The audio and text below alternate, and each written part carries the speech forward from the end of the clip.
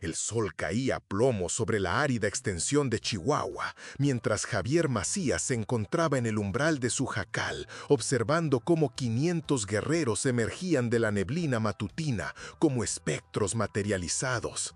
Rostros pintados, penachos de quetzal y lanzas de guerra capturaban la luz dorada, mientras guerreros yaquis, rarámuris, mayos, tepehuanes y guarijíos formaban un círculo perfecto alrededor de su rancho aislado. Sus caballos resoplaban y pateaban, enviando nubes de polvo en espiral hacia el aire desértico. La mano curtida de Javier se posó sobre su revólver Colt, pero sabía que era inútil contra tal superioridad numérica. El destierro de San Miguel lo había dejado indefenso, sin esperanza de rescate. Su ganado mugía nerviosamente en su corral, sintiendo la tensión que crepitaba como relámpagos antes de una tormenta. El guerrero más cercano, un imponente yaqui con un rayo pintado en el pecho, alzó su lanza hacia el cielo. Detrás de él, voz rasposa y áspera, con un ligero acento sureño, entonación rápida y acelerada, cortante y urgente, con respiraciones breves, un susurro de fondo, pero sin arrastrar palabras. Cada frase estalla con fuerza, casi como balas. Muy poca variación tonal, seca y directa. Pausas cortas solo para tensión dramática, luego la narración sigue de inmediato. Suena como un viejo vaquero contando la historia antes de que el fuego se apague. Caballos de carga llevaban misteriosos bultos envueltos en piel de venado. ¿Eran ofrendas de honor o los instrumentos de su ejecución? La garganta de Javier se sentía seca como lija. Después de 20 años de vida fronteriza, había aprendido a leer los signos de la inminente violencia. Pero algo en esta reunión se sentía diferente. Los guerreros permanecían inmóviles, casi reverentes, como si esperaran alguna señal sagrada. Pero lo que sucedió a continuación silenciaría toda la Sierra Madre por generaciones. 3 días antes, Javier había estado limpiando establos en la oscuridad del amanecer, su rutina tan predecible como el amanecer. A los 52 años, el viudo había construido su rancho a puro tesón y manos callosas. La lápida de su esposa Elena se erguía bajo el solitario álamo, la única compañía que había conocido durante 5 largos años. El viento traía el aroma de la gobernadora y la lluvia distante mientras alimentaba a sus caballos. San Miguel se encontraba 19 kilómetros al este, lo suficientemente cerca para los suministros, pero lo suficientemente lejos para evitar las miradas juiciosas de la gente del pueblo. Toleraban su presencia, pero nunca la acogieron, viéndolo como otro hombre roto tratando de olvidar su pasado en el desierto. Su café matutino sabía amargo, como todo lo demás en su existencia solitaria. El silencio de su jacal lo oprimía, llenado solo por el tic-tac del reloj de pared de Elena y el ocasional crujido de la madera asentándose. Afuera, los sensontles cantaban sus canciones líquidas, pero Javier solo escuchaba ecos de conversaciones que nunca volverían a ocurrir. La soledad se había convertido en su compañera constante, más fiel que cualquier perro y más persistente que el frío invernal. Hablaba con la fotografía de Elena cada mañana, contándole sobre sus planes para el día. Por la tarde, estaba reparando la cerca cerca del arroyo seco cuando escuchó la conmoción. Gritos y disparos resonaron desde la dirección del antiguo puesto comercial, seguidos por el estruendo de caballos galopando. Javier soltó su martillo y buscó su rifle, escaneando el horizonte en busca de señales de problemas. Fue entonces cuando la vio. Una joven indígena tropezó entre la hierba alta, agarrándose el hombro sangrante. Detrás de ella, 3 jinetes con uniformes de caballería la perseguían implacablemente, sus caballos ganando terreno con cada zancada. El largo cabello negro de la mujer ondeaba detrás de ella como una bandera de guerra, y su vestido de gamuza estaba rasgado y manchado de sangre. Javier se enfrentó a una elección imposible: ayudar a una extraña y arriesgar todo lo que había construido, o apartarse y dejar que la injusticia prevaleciera bajo su propio cielo. La elección inteligente sería retirarse a su yacal y fingir que no había visto nada. Pero cuando la mujer tropezó y cayó a solo 45 metros de su cerca, algo profundo en su pecho despertó por primera vez en años. Saltó la cerca y corrió hacia ella, su conciencia anulando su precaución. Los soldados se acercaban rápidamente, sus rostros retorcidos por la sed de sangre y el odio racial. Javier alcanzó a la mujer primero, levantándola en sus brazos y llevándola hacia su yacal mientras las balas silbaban por encima. Pero su bondad pronto convocaría algo mucho mayor que la gratitud. El nombre de la mujer era Lucero del Alba, hija del jefe Pluma Veloz de los Yaquis del Oriente. Javier aprendió esto mientras llevaba su forma sangrante a su yacal, su peso sorprendentemente en sus brazos.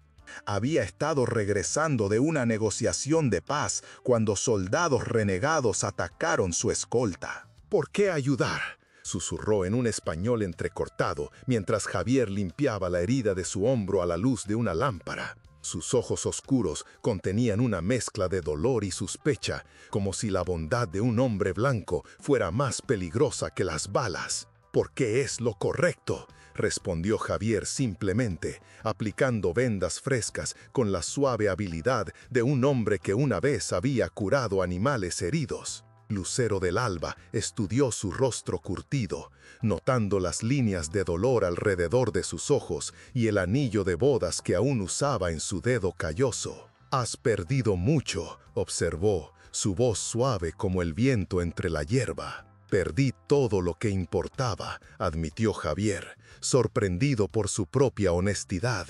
«He estado muerto por dentro durante 5 años. Tal vez ayudarte sea mi manera de encontrar algo por lo que valga la pena vivir de nuevo». Durante 3 días, Javier la cuidó hasta que recuperó la salud, compartiendo sus comidas sencillas y hablando poco. Ella demostró ser inteligente y observadora, ayudando con pequeñas tareas a pesar de su lesión y enseñándole palabras en su lengua nativa. Se comunicaban a través de gestos, español entrecortado y el lenguaje universal de las dificultades compartidas. Lucero del Alba le mostró cómo preparar tés curativos con plantas de la pradera, mientras que Javier le enseñó a leer palabras sencillas en español de los viejos libros de Elena. Por las noches se sentaban junto a su chimenea observando las llamas danzar contra la chimenea de piedra, encontrando consuelo en una compañía que ninguno de los dos había esperado. En la tercera noche, Lucero del Alba habló de los desesperados intentos de su padre por mantener la paz con los colonos invasores. «Tal vez ayudarte sea mi manera de encontrar algo por lo que valga la pena vivir de nuevo».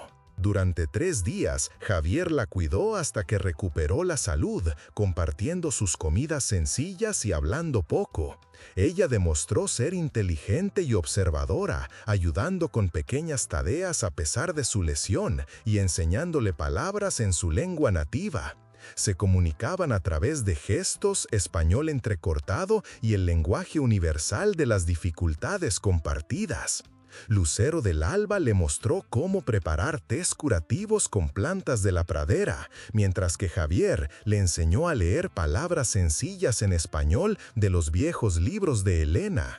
Por las noches se sentaban junto a su chimenea, observando las llamas danzar contra la chimenea de piedra, encontrando consuelo en una compañía que ninguno de los dos había esperado. En la tercera noche, Lucero del Alba habló de los desesperados intentos de su padre por mantener la paz con los colonos invasores. Misión había sido entregar una oferta de cooperación al gobernador del territorio, pero los soldados renegados tenían otros planes.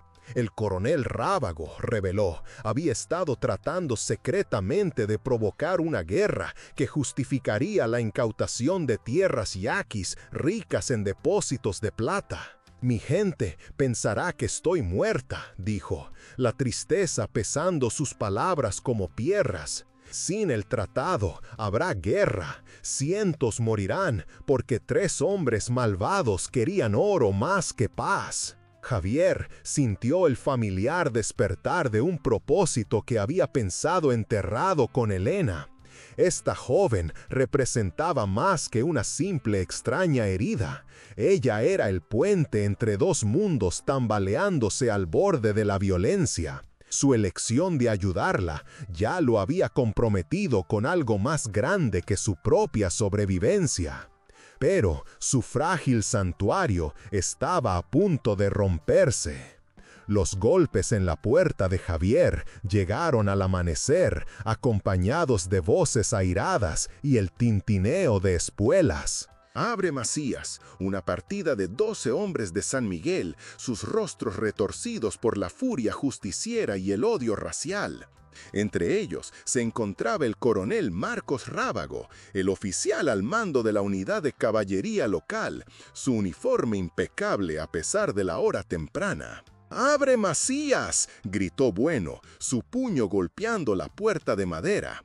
«Sabemos que estás albergando a una asesina salvaje». Javier salió lentamente, con las manos visibles y vacías.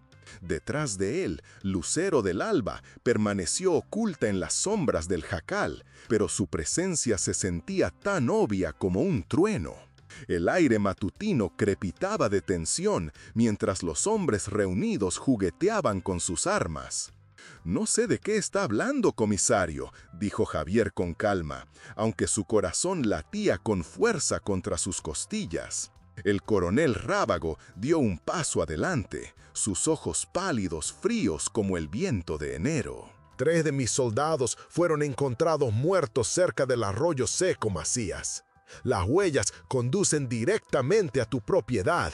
Has estado ayudando e instigando a una asesina que masacró a buenos hombres cristianos. Tal vez sus soldados no deberían haber estado persiguiendo a una mujer desarmada a través de la pradera abierta. Tal vez obtuvieron exactamente lo que merecían por cazar a una persona inocente como a un animal salvaje». Las palabras quedaron suspendidas en el aire como humo de pólvora.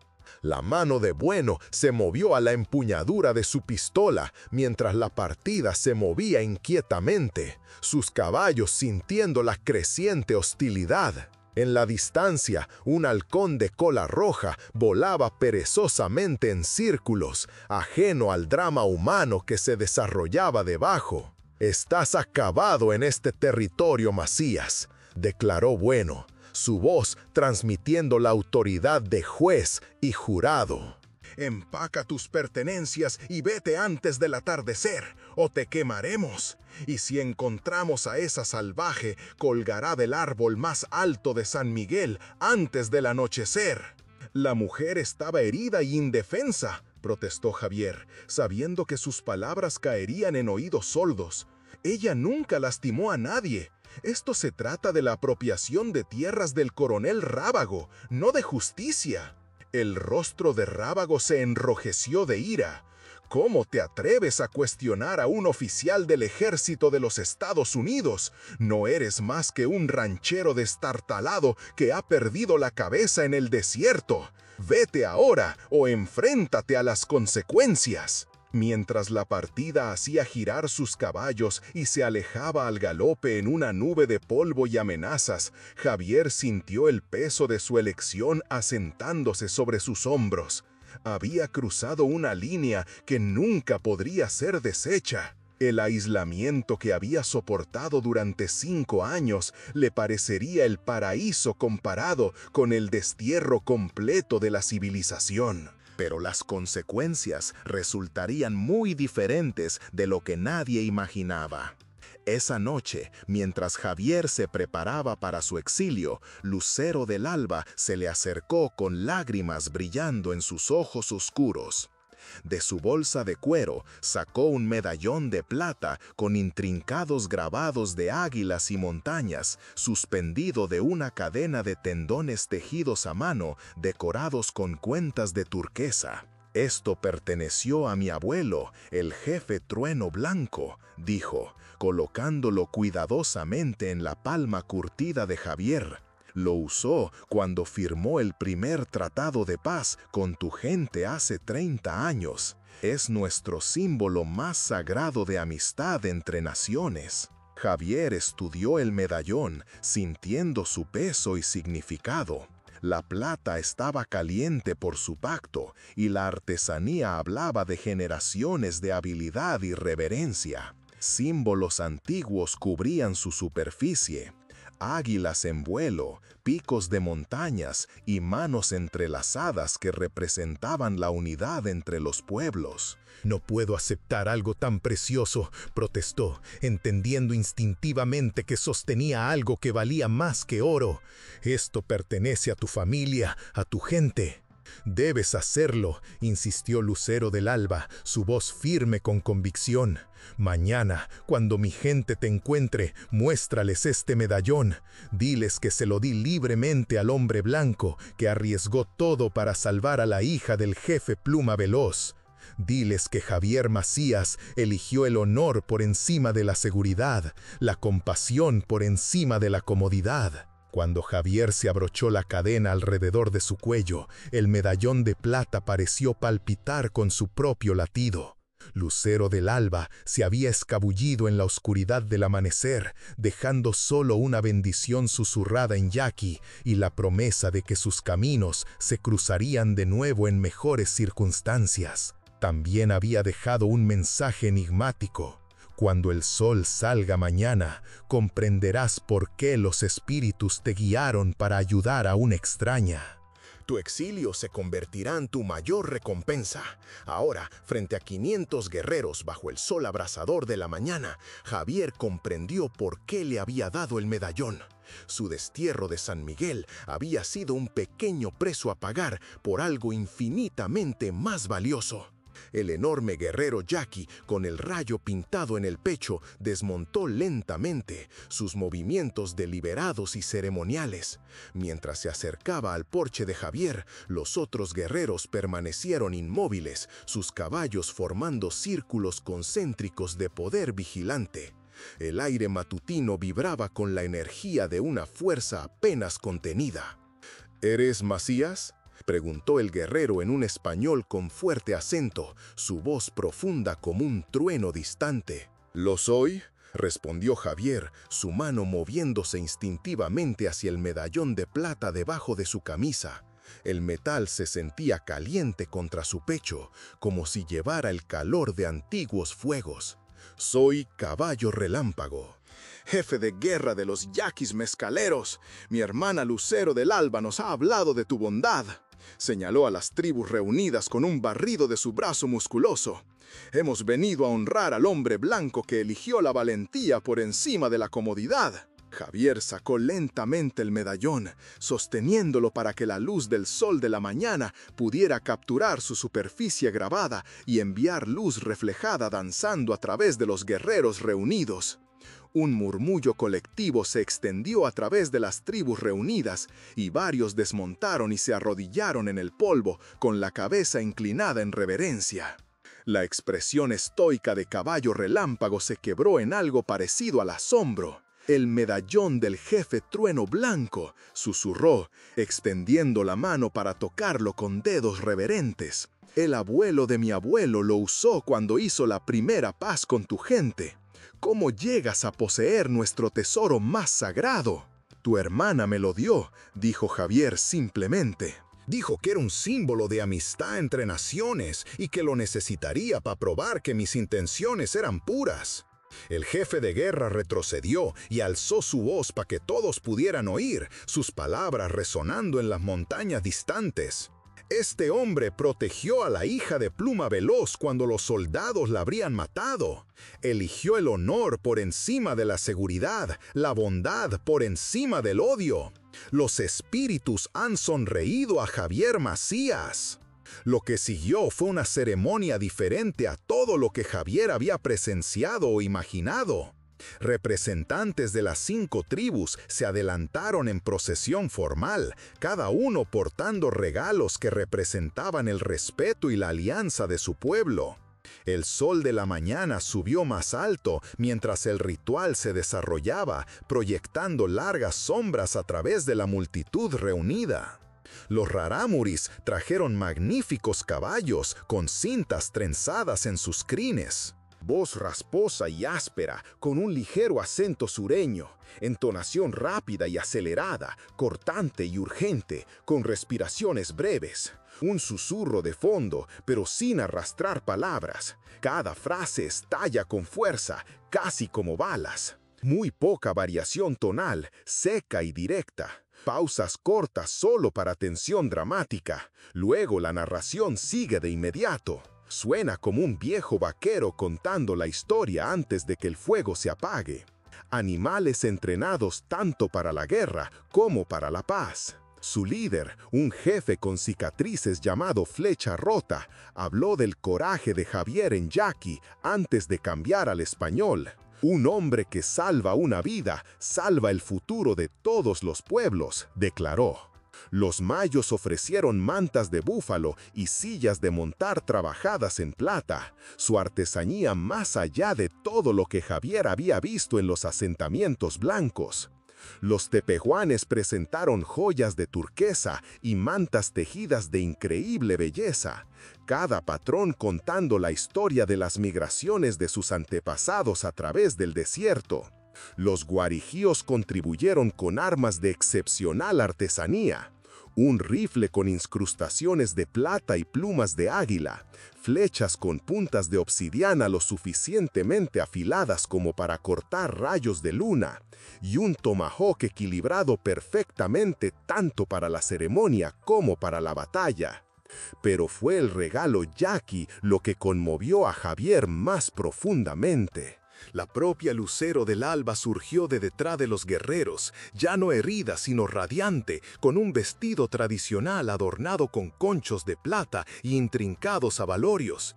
Su recuperación fue completa, pero más que eso, se comportaba con una nueva autoridad, como si su terrible experiencia la hubiera transformado de protegida a la hija de un jefe tribal. En sus brazos llevaba un pequeño niño apache, un varón de no más de 3 años, con curiosos ojos oscuros y cabello negro como la noche. El niño vestía ropa de guerrero en miniatura y apretaba un caballo de madera tallado, sin temor a la enorme reunión que lo rodeaba. «Él es mi sobrino, Águila Pequeña», anunció, su voz resonando entre las tribus reunidas como el viento a través de las paredes del cañón. «Sus padres murieron en el mismo ataque que me hirió. No le queda familia entre nuestra gente». Miró directamente a los ojos de Jacob con una intensidad que le cortó la respiración. «Te pido que lo adoptes como tu hijo». Voz rasposa y áspera, con un ligero acento sureño. «Que lo críes en ambos mundos para que pueda ser un puente entre nuestros pueblos». Jacob sintió que se le hacía un nudo en la garganta. La cabaña solitaria, las comidas silenciosas, las conversaciones vacías con el recuerdo de Sara. Todo podría transformarse con este único acto de confianza. Pero la responsabilidad era enorme, los desafíos culturales abrumadores. «No conozco sus costumbres», dijo en voz baja, muy consciente de que cientos de guerreros estaban pendientes de cada una de sus palabras. «No hablo su idioma, solo soy un ranchero acabado que habla con la fotografía de su difunta esposa». Lucero del Alba sonrió, la expresión transformó todo su rostro e irradió una calidez que pareció tocar a cada persona presente. «Hablas el idioma más importante de todos, la bondad. Águila Pequeña te enseñará palabras apaches y tú le enseñarás palabras en inglés. Juntos construirán un puente que los ejércitos no podrán destruir». Caballo de Trueno colocó su enorme mano sobre el hombro de Jacob. El gesto fue a la vez protector y ceremonial. «El niño pasará los veranos con nuestra gente, aprendiendo nuestras tradiciones y las viejas costumbres. Pero su hogar estará aquí, con el hombre que demostró que el honor no tiene color y el coraje no conoce límites». Mientras Jacob se arrodillaba para encontrarse con la curiosa mirada de Águila Pequeña, el niño extendió la mano sin temor y tocó el medallón de plata que colgaba de su cuello. En ese momento, Jacob sintió la presencia de Sara con más claridad que en 5 años, como si ella estuviera bendiciendo este inesperado regalo de paternidad desde más allá del velo de la muerte. La ceremonia concluyó con un festín que duró hasta la puesta del sol, 500 guerreros compartiendo comida e historias con el ranchero desterrado que se había convertido en su hermano. Cuando las estrellas de la noche comenzaron a aparecer en el cielo que se oscurecía, Caballo de Trueno hizo un pronunciamiento final que resonaría en todo el territorio durante décadas. Cualquier hombre que daña a Jacob McKenna o a Águila Pequeña responderá ante las 5 tribus, declaró, su voz con el peso de la autoridad absoluta. Este rancho está ahora bajo la protección de la Gran Alianza. Que todos los hombres sepan que la bondad tiene su propio ejército, y ese ejército es poderoso sin medida. Mientras los guerreros se preparaban para partir, sus antorchas creaban ríos de luz a través de la pradera que se oscurecía. Lucero del alba se acercó a Jacob por última vez. «Me salvaste más que la vida ese día», dijo suavemente, sus palabras destinadas solo a él. «Salvaste la paz que mi padre murió tratando de lograr. Gracias a ti no habrá guerra esta temporada, y tal vez nunca haya guerra». Jacob observó cómo las tribus se desvanecían en la oscuridad que se avecinaba. Sus antorchas se convertían en estrellas distantes en el horizonte de la pradera. Águila Pequeña se había quedado dormido en sus brazos, confiando por completo en este extraño que se había convertido en su padre a través de un acto de compasión que remodelaría el destino de 2 pueblos. El medallón del jefe Trueno Blanco captó los últimos rayos del sol, su superficie de plata cálida contra el pecho de Jacob. El reloj de pie del abuelo de Sara hacía tic-tac constantemente en la cabaña detrás de él, pero ya no marcaba horas vacías. En cambio, contaba momentos de propósito, risa y amor renovado. A veces, las mayores recompensas vienen disfrazadas de las pérdidas más pesadas, y las amistades más profundas nacen de momentos de elección imposible. ¿Habrías arriesgado todo para salvar la vida de un extraño, sabiendo que podría costarte tu hogar y tu reputación, pero podría cambiar el curso de la historia misma? Suscríbete para obtener más historias impactantes como esta y haz clic en el video en la pantalla para ver el próximo. Les presento a Ical, hijo de mi hermano, quien partió al Mictlán demasiado pronto, anunció Helena, su voz clara y firme, proyectándose sobre el círculo de rostros curtidos por el sol y el tiempo. La tierra se lo llevó, junto con su madre, durante la última temporada de lluvias. Ical no tiene a nadie más. Helena clavó sus ojos oscuros en los de don Rafael, el hombre más respetado del pueblo. Les pido que lo reciban como un hijo, que lo guíen en el camino del corazón, para que crezca fuerte y sabio como los árboles de nuestro bosque sagrado. Don Rafael sintió un vuelco en el corazón. Su casa, llena de recuerdos y silencio, podría volver a llenarse de risas y juego, pero la responsabilidad era grande y los retos muchos. «No soy digno de tal honor», respondió con humildad, sabiendo que cada palabra sería escuchada con atención. «Soy un viejo cansado, que ya no tiene la fuerza para sembrar ni para cosechar». Helena sonrió, una sonrisa que iluminó su rostro como el sol de la mañana. «El corazón de un hombre vale más que 1000 brazos fuertes», dijo con convicción. «Ical te enseñará a cantar de nuevo, y tú le mostrarás el camino de las estrellas. Juntos serán como el maíz y el frijol, que crecen juntos y se ayudan mutuamente». Doña Luz, la curandera del pueblo, voz rasposa y áspera, con un ligero acento sureño, entonación rápida y acelerada, cortante y urgente, con respiraciones breves, un susurro de fondo, pero sin arrastrar palabras. Cada frase estalla con fuerza, casi como balas. Muy poca variación tonal, seca y directa. Pausas cortas solo para tensión dramática, luego la narración sigue de inmediato. Suena como un viejo vaquero contando la historia antes de que el fuego se apague. Se acercó a don Rafael y le puso una mano sobre el hombro, transmitiéndole su apoyo y sabiduría. El niño pasará tiempo con nosotros, aprendiendo las costumbres de nuestros antepasados.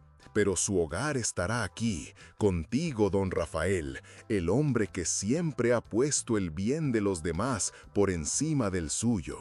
Don Rafael se arrodilló frente a Ikal, y el niño, sin dudarlo, le tocó la cara con sus pequeñas manos. En ese instante, don Rafael sintió la presencia de su esposa, quien había partido hace años, como si ella le estuviera enviando este regalo desde el más allá. La ceremonia culminó con una fiesta en la que participaron más de 500 personas, compartiendo tamales, atole y historias. Cuando las primeras estrellas comenzaron a brillar en el cielo nocturno, don Rafael hizo una declaración que resonaría en todo el valle.